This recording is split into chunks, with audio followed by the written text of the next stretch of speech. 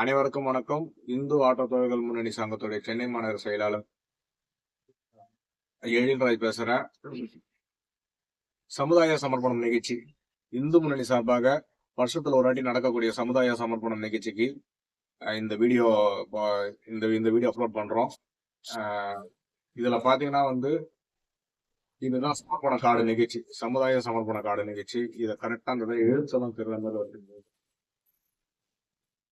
இதுல ஸ்கேன் கோடு இருக்கும். இந்த ஸ்கேன் கோடை ஸ்கேன் பண்ணி சமர்ப்பணம் இந்து முன்னணி சமர்ப்பணமாக நடக்கக்கூடிய நிகழ்ச்சிக்கு ஸ்கேன் பண்ணி ஜிபே போன்பே மூலமாக நீங்க பணம் செலுத்தலாம்.